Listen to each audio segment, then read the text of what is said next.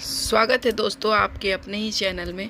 अभी मैं आपके साथ एक बड़ा ही इमोशनल कहानी शेयर करने वाली हूं, तो प्लीज़ आप लोग इसी तरह की कहानी देखने के लिए हमारे चैनल को सब्सक्राइब कर लें। तो मैं अभी मुआवजा एक कहानी आपके साथ शेयर करने वाली हूं। बरेली के एक तंग गलियों में मूंग के पापड़ बनाते वक्त अचानक शांति चाची का ध्यान टीवी की तरफ गया। ताज़ा खबर दिल्ली से आ रहा है, आपको सीधा दिल्ली लिए चलते हैं, जहां वायुसेना का एक विमान MiG-21 क्रैश हो गया है और उसमें सवार वायुसेना के सभी 10 जवान शहीद हो गए हैं। न्यूज़ एंकर ने दर्शकों का ध्यान अपनी ओर आकर्षित करने के लिए अपने अलग लहजे में कहा, टीवी में क्रैश हुए विमान का मलबा दिखाई दे रहा था, कहीं मेरा बेटा तो उस विमान में नहीं? यह सवाल उस वक्त हर उस माँ के जहन में उठ रहा होगा जिसका बेटा फौज में था। तभी फ़ोन की घंटी बजी। हेलो, शांति चाची ने कांपते हाथों से रिसीवर उठाते हुए कहा, माँ जी, दिल्ली में हुए विमान हादसे में मेजर रणदीप शहीद हो गए हैं। फ़ोन दिल्ली से था। शांति चाची के पैरों तले ज़मीन खिसक गई थी। फ़ोन हाथों से गिर चुका था और शांति चाची ज़मीन पर बेसुधा पड़ी थी। पड़ोस में रहने वाले रहमान चाचा को जब इस बात का पता चला तो वो दौड़े चले आए। रहमान चाचा रणदीप के पिताजी बचपन के दोस्त थे। रणदीप उस वक्त छोटा था जब एक एक्सीडेंट में रणदीप के पिताजी की मौत हो गई थी। तब से रणदीप और उसके परिवार को रहमान चाचा ने ही संभाला था। रहमान चाचा अपनी फलों की दुकान को बंद करके आते, तब तक पूरा मोहल्ला शांति चाची के घर पर जमा हो गया था। शांति चाची अब भी बेसुधा थी। लगभग आधे घंटे बाद शांति चाची को होश आया। होश में आते ही शांति चाची को फिर से रणदीप की याद आ गई और वो फूट फूट कर रोने लगी। रहमान चाचा ने शांति चाची को संभाला, लेकिन खुद के आंसू भी रोक न पाए। दिन भर बरेली में मेजर रणदीप के शहीद होने का गम छाया रहा।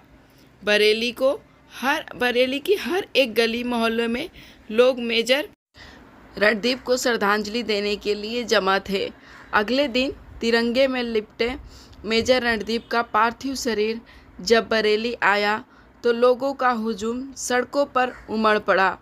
शांति चाची ने जब तिरंगे में लपटे अपने लाडले को देखा तो वो फूट फूट कर रोने लगी। अभी तो कहकर गया था कि जब तक मैं वापस आऊँगा तब तक मेरे लिए एक सुंदर सी लड़की ढूंढ कर रखना। इतना कहकर शांति चाची फिर से रोने लगी। पूरे राजकीय सम्मान के साथ मेजर रणदीप के अंतिम संस्कार की तैयारियां शुरू हुई। पूरे बरेली आज अपने लाडले को अंतिम विदाई देने के लिए जमा था। क्षेत्र के सांसद, विधायक और सभी बड़े नेता मेजर रणदीप को अंतिम यात्रा में शामिल हुए। रहमान चाचा ने अपने दोस्तों का फर्ज निभाते हुए रणदीप को मुखाग्नि दी। इतने दिनों तक अपने आंसुओं को रोकने वाला रहमान चाचा आज फूट फूट कर रोने लगे। उन्होंने रणदीप की हर बात याद आ रही थी कि कैसे वो बचपन में लकड़ी के टुकड़े को रहमान चाचा के पीछे लगाकर कहता, हिलना मत वरना मर जाओगे। और रहमान चाचा जब उनको छोड़ने के बदले एक आम देने की पेशकश करते तो कहता, पुलिस को रिश्वत देते हो? सिपाहियों, गिरफ्तार कर लो इसे। उस उम्र में भी कितनी समझ थी उसे। आप पढ़ रहे हैं मुआवजा। लोगों ने रहमान चाचा को संभाला। क्षेत्र के विधायक ने मुआवजे के रूप में 15 लाख का चेक को एक बार शांति चाची को देने भी चाहा, पर शांति चाची ने यह कहकर मना कर दिया कि राम जाने अब इस पैसे को मैं क्या करूँगी। रहमान भाई, इसे तुम ही रख लो। कहते हैं कि वक्त पर घाव भर जाता है, पर जवान बेटे के इस तरह छोड़ जाने का गम शांति चाची भुला नहीं पा रही थी। एक शाम जब शांति चाची सब्जी लेने बाजार गई तो उन्हें एक नन्हे से हाथ ने आकर उनका हाथ थाम लिया। अचानक शांति चाची को ऐसा लगा जैसे उनका रणदीप लौट आया हो।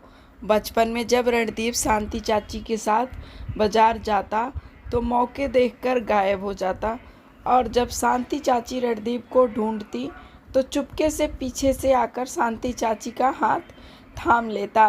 शांति चाची यह सब सोच ही रही थी कि उस छोटे से बच्चे ने शांति चाची का हाथ जोर से हिलाकर शांति चाची का ध्यान तोड़ दिया। शांति चाची ने मुड़कर देखा तो यह दीपक था, रणदीप का दोस्त। रणदीप के बरेली में ज़्यादा दोस्त नहीं थे, और जो थे वो अपने आप में व्यस्त रहते थे, लेकिन उम्र में 19 साल छोटा दीपक रणदीप का सबसे प्यारा दोस्त था। रणदीप जब भी बरेली आता तो उससे पहले दीपक से मिलने जाता, और जब तक रणदीप बरेली में रहता दीपक रणदीप के घर पर ही रहता।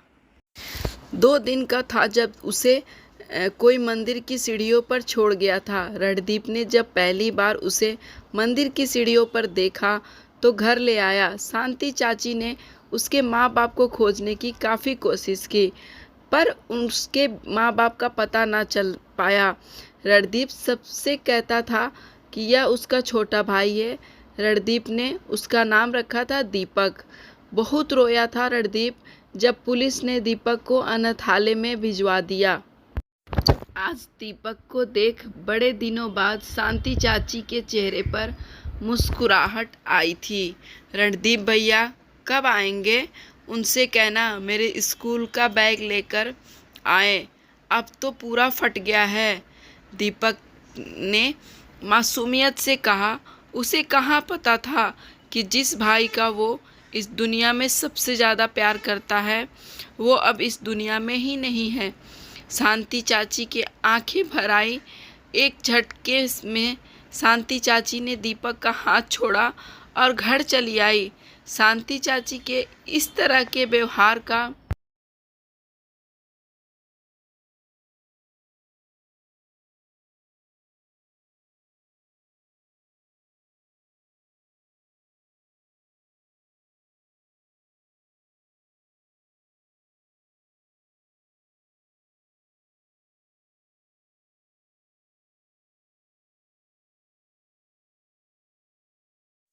दीपक ने पहले कभी नहीं देखा था।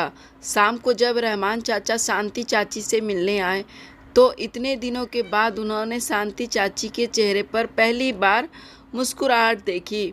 शांति चाची ने बस दीपक के बारे में बात करी जा रही थी। शांति चाची ने रहमान से मुआवजे में मिली रकम के बारे में पूछा तो रहमान चाचा ने खुशी खुशी शांति चाची को चेक लौटा दिया। रहमान चाचा जानते थे कि शांति चाची को अब जीने का मकसद मिल चुका है। 15 दिन बाद शांति चाची रहमान चाचा के साथ दीपक को लेने अनाथालय में गई थी। उस दिन इस तरह से बाजार में छोड़ आने पर दीपक शांति चाची को गुस्से भरी नज़रों से देख रहा था। पूरी कागजी कार्रवाई के बाद शांति चाची ने दीपक के सर पर प्यारा हाथ रखा और कहा, आज से तुम मेरे साथ रहोगे। दीपक का गुस्सा एक पल में गायब हो गया और वो शांति चाची से लिपट गया। काफ़ी वक्त लगा दीपक को यह समझने कि रणदीप अब इस दुनिया में नहीं है। दोस्तों, पुलवामा में हुए आतंकी हमलों में हम सबका मन आघात है। आज हम सभी देशवासियों के मन में इस हमले को लेकर आक्रोश है, लेकिन सिर्फ आक्रोश से काम नहीं चलेगा। देश में प्रेम की अलग आज देश के हर व्यक्ति तक पहुंचाने की आवश्यकता है। इस कहानी मुआवजा story short story in Hindi के माध्यम से हमारा उद्देश्य है आपको शहीदों के परिवार से रूबरू करवाना था। आप सभी पाठकों से अनुरोध है कि इस कहानी को ज़्यादा से ज़्यादा फेसबुक और व्हाट्सएप पर शेयर करें। दोस्तों, मिलते हैं आपको नई कहानी के साथ।